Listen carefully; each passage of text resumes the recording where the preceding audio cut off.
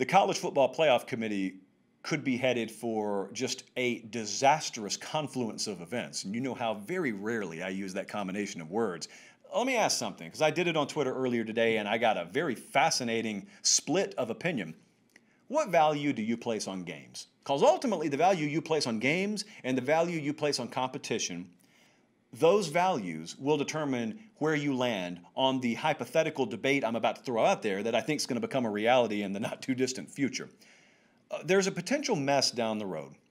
And so seeing it ahead of time, and it's not that hard to see, I take to Twitter earlier today and I said, you are the deciding vote on the College Football Playoff Committee, okay? And let's just say for hypothetical sakes purposes, the last spot in the playoff field is coming down to two teams. The first team is a 9-1 Texas A&M team, no SEC championship, just 9-1. The second team is a 6-0 Ohio State that did not play enough games to go to the Big Ten title game, and the only way they got a sixth under their belt is the Big Ten has them play a game on Conference Championship Saturday, just not in the conference title. If Ohio State is not able to play this Saturday, that's where we're headed. If they don't play Saturday, if they can't field a team, if they can't get on the field against Michigan State or Michigan for that matter, they will not meet the minimum requirements to go to the Big Ten title game. And so there is just this fascinating dichotomy of opinion out there right now. And that's the situation that's at hand. I know a lot of you kind of heard bits and pieces of this, but like I said, a lot of folks' lives are fragmented right now, so you don't necessarily have time to pay attention to every single turn of the world of college football. So what's happening and what's changed from August really is in August, you kind of looked, and once you found out who was going to be playing, you said, all right, 4-team playoff. Let's see how it's going to work out. Well, the SEC champ is going to go, and the Big Ten champ is going to go. Translation, Alabama's going to win this, Ohio State's going to win that, Clemson's going to win this one over here, and those are three spots we just have locked in. And then there's going to be a fourth spot. Maybe it's Oklahoma if they win the Big 12. Maybe it's Oregon if they win the Pac-12. And that was going to be the big debate, right? Well, what's changed here? What's changed is the Pac-12's cooked in all likelihood, so they're out of the equation. The Big 12's probably cooked, although there is this backdoor case being made for Oklahoma that I'm not ready to entertain quite yet. Never say never, but quite yet. Got to get over Iowa State first. And thirdly, really there's 4 points to this. Thirdly, Notre Dame threw a wrench in everyone's plans where they beat Clemson. And so now you got the potential for two ACC teams being there, but also Ohio State unfortunately plays in a conference that doesn't take football as seriously as they do. So a lot of what I'm about to say sounds like I'm hating on Ohio State. Oh, it's far from that. Far from that. I got immense respect for Ohio State. I pull for them at every turn because a ton of you guys watch the channel. But I got to be real with you tonight too.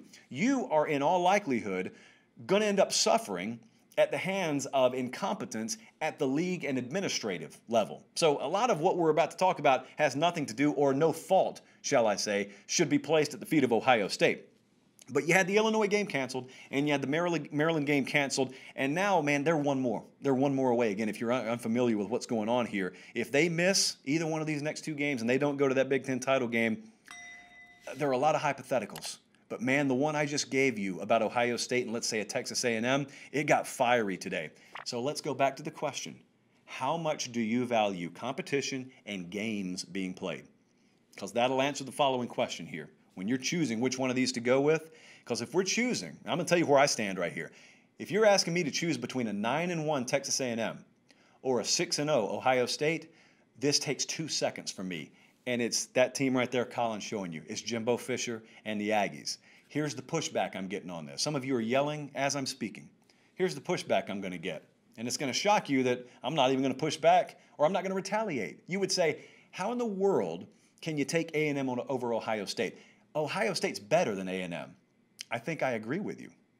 I'm confident that you're right when you say that. The second thing you say is, well, it's not Ohio State's fault that we couldn't play the games. You're right about that. But to both of those statements, I say, and what, is it A&M's fault? No. Is it the SEC's fault? No. It's the Big Ten's fault. So ultimately, the Big Ten's not going to pay a price. Its member institution that has the best shot at the playoff could potentially pay the price. But these are called consequences. Every action has one. Could be positive, could be negative. But, I mean, it sounds like we agree. You know, when you say, well, is Ohio State better? Yeah. Well, is it their fault? No. Okay, sounds like we agree. Ohio State should go. No, they shouldn't. there's a side effect of gambling culture that I've noticed. It's become a lot more pervasive over the past couple of years. As gambling and sports betting have become legalized, I mean, there's some good things, like you don't have to bet with a guy named Rico in the Cayman Islands anymore. You can just bet on your phone at your convenience and get the money in 48 hours. You don't have to go on the corner of 9th and Broad and see Terry on Tuesday morning to even up with him. Those are good aspects of sports betting being legalized. Let the individual handle their income however they want to. But here's one negative side effect of it.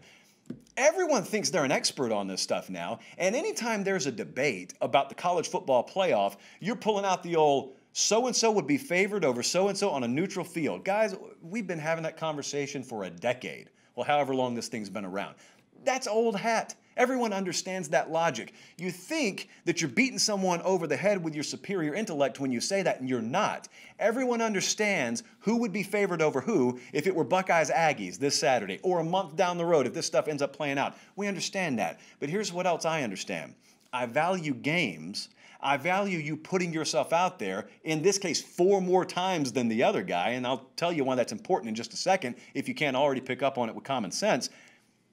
Who would be favored against who should only be valued in a tiebreaker scenario. I want to make this really, really clear. Who would be favored against who? That stuff matters if your resumes are equal. These resumes wouldn't be equal. So therefore, a lot of that who would be favored against who or who I think the better team is irrelevant. If I still make it relevant, if I think resume A is superior to resume B, but then I still say, oh, screw it though, I still think resume B's got the better team, I'm just running a preview magazine. It's not even a sport at that point. It's not competition at that point. You're not even going on a merit-based formula at all. There is no more meritocracy. It is strictly, okay, go play the season, but I don't know, put these teams in there anyway. What in the world are you doing at that point? And so then I had someone DM me about 30 minutes ago. And you made a really good, Jeffrey, I think it was, you made a really good point. I don't agree with your conclusion, but you made a really good point. It's one where I agree with you on the surface, but when you get below the surface, I don't agree. Because the bigger picture you were trying to paint is false. So the canceled games right now, let's talk through this. Because here's the frustration if you're an Ohio State fan. The games that you've had canceled, they weren't games you were going to lose in all likelihood. It was going to be Illinois and Maryland. Like you're a huge 4-touchdown favorite over both of them. You know that you were going to skull drag them, paint the walls with their blood, etc., whatever you want to use. And so you're thinking to yourself, why can't people just understand that we would have beat those teams? I mean, why can't we just pencil in those 2 wins for argument's sake? No one thinks that we were going to lose those games. Well, you're right about that. You're right about that. But see, here's the value of competition, and here's the value of a game, or games, in this case, within the context of choosing the 4-team field for the college football playoff. How significant is the date November 16th, 2019 to you?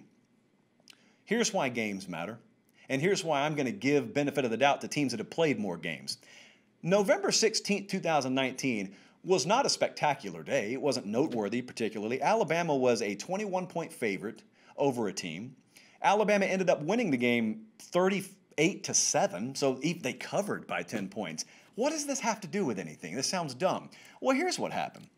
Alabama went to Starkville, Mississippi on November 16th of 2019, and they were a big favorite, just like you would have been against Illinois, just like you would have been against Maryland. And they did smoke them, just like in all likelihood you would do against Illinois or Maryland. But here's what else happened. What else happened is there was a play when they were up, I think already 5 touchdowns or so, and a quarterback drops back, and there's no one open to his left, and there's no one open to his right, and so he peels off to his left like he's done a million times before, but he's hobbled. And a defender catches up on backside pursuit and falls with the force of his full body weight on this quarterback. The kid's name was Tua Tagovailoa. His hip shattered into a million pieces. Alabama's team wasn't the same since that point, the rest of the way. What you can't know unless you play the game, is what kind of critical factors could happen in that game, what kind of injuries you could incur in that game that you never exposed yourself to, that the other guys you're comparing yourself to did expose themselves to. That's why the 4 more games matter, even if you'd be favored by 1 million in every one of those games. So again, this may not end up happening at all. It may end up that Ohio State gets their games in, and they end up winning the Big Ten by 4 or 5 touchdowns, and they end up going to the college football playoff. All's well and good. I just wanted to get on the record early with this because I know this debate is only going to heat up. I mean, for that matter, A&M could lose Saturday against Auburn, and it could be all rendered moot. But if it comes down to it, I think that committee is going to value games played. And if you have to pay a penance for the incompetence of your league office, so be it. I won't like it, but so be it.